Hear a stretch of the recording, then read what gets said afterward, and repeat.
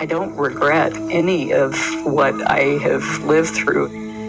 I wouldn't be standing here today doing what I'm doing if it hadn't been for all of those things that have happened over the course of my life. If you've been living under a rock recently, you might not know about Tiger King, which is a documentary that has been absolutely ruling Netflix and the social media world right now. I might be a little late on this story, but I'm hoping that you guys are still interested, and if you have been living under a rock and you don't know anything about this documentary, I'm here to maybe give you a little bit of insight on one of the show's biggest mysteries. Did Carole Baskin kill her husband and feed his body to the tigers? Before I start my reading, I want to give you guys a little bit of backstory so you know the context. But before the backstory, I want to shout out today's sponsor, Scentbird. We all know that quarantine stinks right now, but with Scentbird, not everything about quarantine has to stink. Bad joke.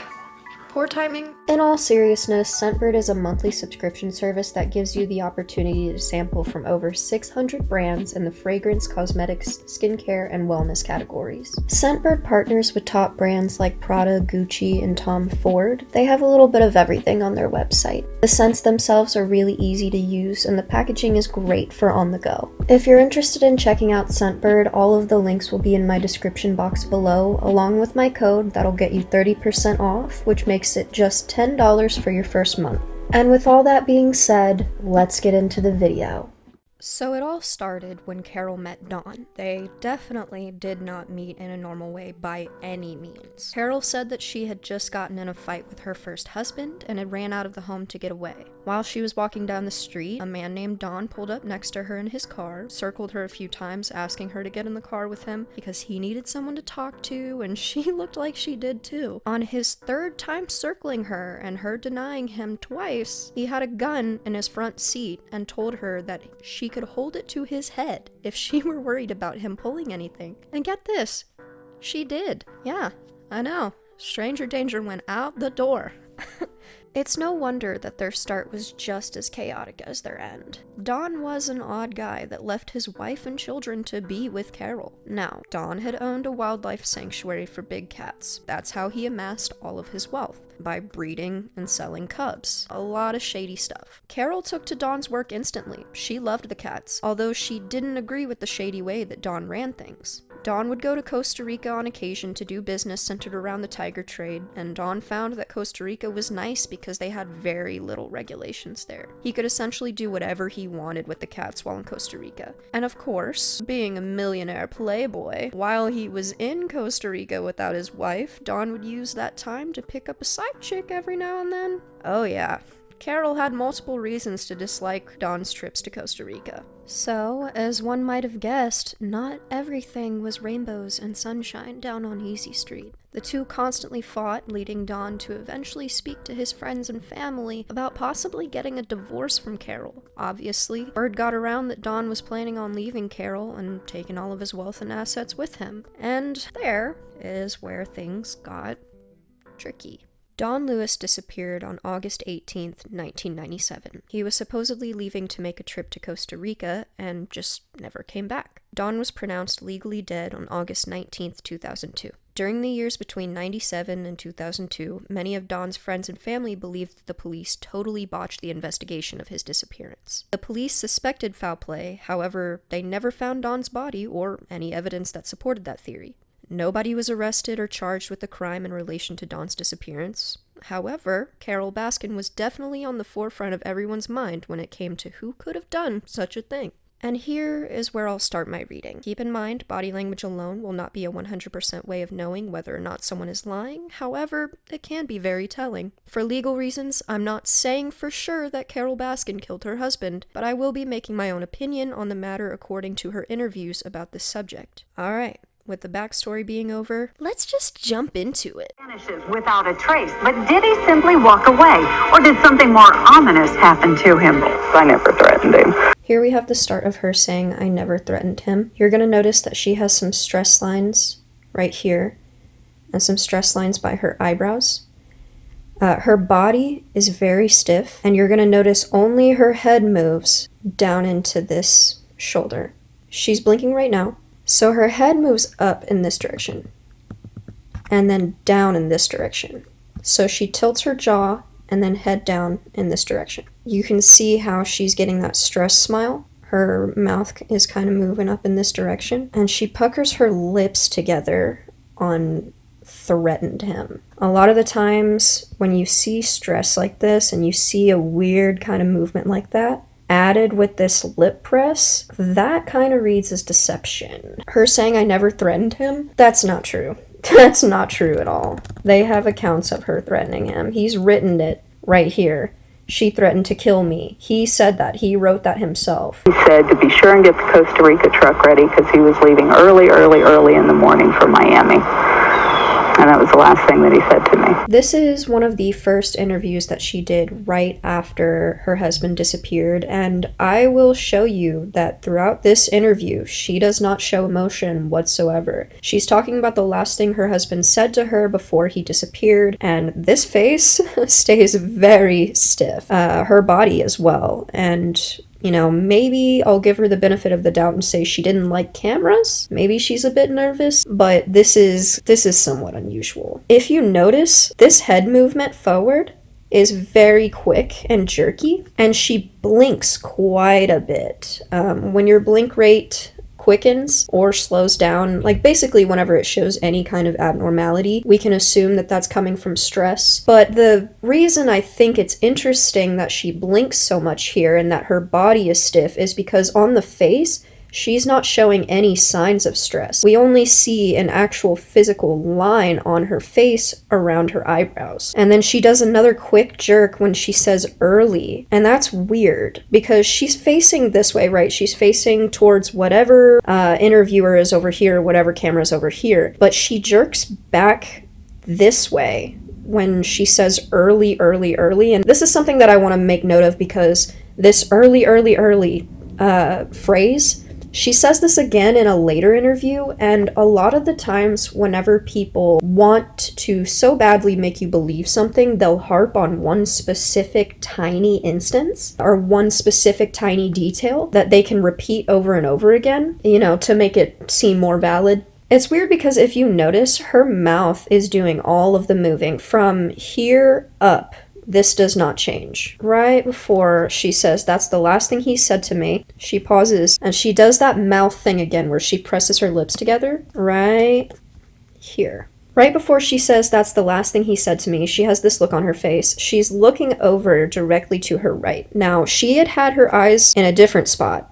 We can kind of see how she's looking forward ahead at whatever camera or cameraman she's looking at, and then you can see her eyes shift. She blinks and then they shift, right? So she's looking over here now. Now this is to the right of her. Usually we like to say that the right side of the brain can be the more constructive side of the brain, but everybody's eyes kind of fall at a different position when they're thinking. The timing of this is interesting because she's looking over at the constructive side of her brain that deals with audio. So she's talking about the last thing her husband said to her. More than likely, she would be picturing his voice. She would be hearing it in her head. She would be hearing him saying, we gotta leave early, which is interesting because she's not in memory when she looks over here. This is a constructive thing. I want to go out on a limb here and say, I don't think that that was the last thing he said to her. The last thing he said to me was that he needed me to have Kenny get a truck ready because he was going early, he said, the next day to Costa Rica. This is the second time that she says this, just at a later date, and we can see that she's already starting off looking to her right. Now, she's had a lot of time to think about this question, to get the last thing Dawn said to her down packed. You see her swing her head over. She doesn't look like she has any stress on her face right now. I think this is just age. She's still blinking quite a bit. Jerky movement. I don't want to read too much into this, but it is interesting that the verbiage got switched around. In the first clip, she was like, get a truck ready, and now it's have Kenny get a truck ready. And then we get to the early part, and her eyes flicker. She kind of throws her head up this way, and she looks into... like, that's a jerky movement. That's really weird. And her arm kind of flails around, too. Early. Are you annoyed? What is going on here? This is an emotion. This is just like, this is strange. This is the part of the documentary where they go over alternative possibilities for what could have happened to Dawn. Carole and Dawn's lawyer both say that they were unsure if perhaps Dawn had been in an accident while on his plane to Costa Rica. There were no logs of this supposed flight, but according to Carole, Dawn didn't log any of his flights after his pilot's license had expired, and he flew undocumented most times. Carole claimed that Dawn had been in multiple plane crashes previously and that she suspected Dawn's memory was deteriorating because of them. Around the time that Dawn went missing, Carole said that she believed Dawn might have made it to Costa Rica and just forgotten how to get home. However, nobody within Dawn's inner circle agreed that they had seen changes in Dawn's mental health, and it seemed really unlikely. Maybe he doesn't know who he is. Maybe he doesn't know where to call home. If this is the story that helps her sleep at night, then this is the story that helps her sleep at night. But when you look at her body language, we've got a jerky head nod here. We do see stress in her forehead. Her eyebrows are up and she's showing the whites of her eyes. This is what we like to call a believe me look. It's when you're in portrayal and you want the person to empathize with you on whatever level. Maybe she's just trying to get sympathy. Who knows? We see that her forehead looks tight. She's still in this believe me look. Her mouth is kind of inturned. Her bottom lip likes to turn into her mouth. Her nose is not flared or scrunched to any capacity, so it's really all in the eyes and the mouth right now. You don't see any movement from her ears or her neck. It's all coming from her mouth and her eyes. After she says maybe he doesn't know where to call home, we see a big jerky movement. And then another one of those lip press things. Swallowing her words. Swallowing her words. And where are the tears? Where are the tears? Where are they? Ooh, this is an interesting mouth movement. So she's in sadness right here, and then releases her mouth and swallows a smile. Look at that. Do you see how her lips turn up like that? Here again, I'll back up. And it's literally like she's swallowing, but we don't see any movement from the neck. So she's not swallowing. Wife says the worst part is not knowing. No closure and no redemption for her. There's no way that I can finally say, see, I didn't do it. I can't do it. Is that what she said? Because that definitely didn't sound like what she said. There's no way for her to finally say that she didn't do it.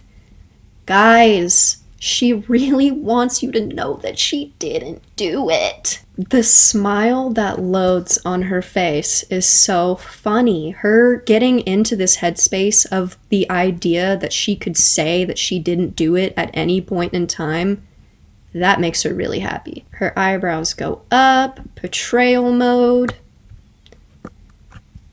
eyes widen, more portrayal, and she leaps forward. Notice how this arm goes first. It flails out this way, her body comes forward, and her head follows. That is a very out of sync movement. So this smile comes up, but you don't see anything around here move like it usually would if it was a genuine smile. This is a very blank smile. And she's putting her head down and she's looking up at whoever she's speaking to. It's a very interesting submissive pose of like, believe me, believe me. And then she jerks back into position and immediately the smile goes away. That was not a real smile.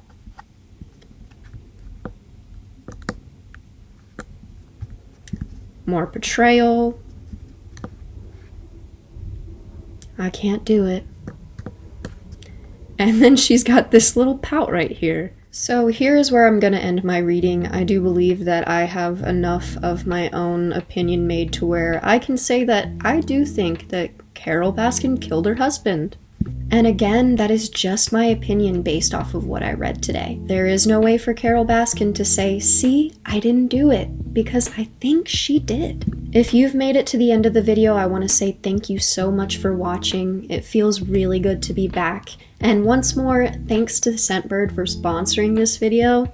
Alright guys, my name's Reagan Wolf, and I will catch you on the next video.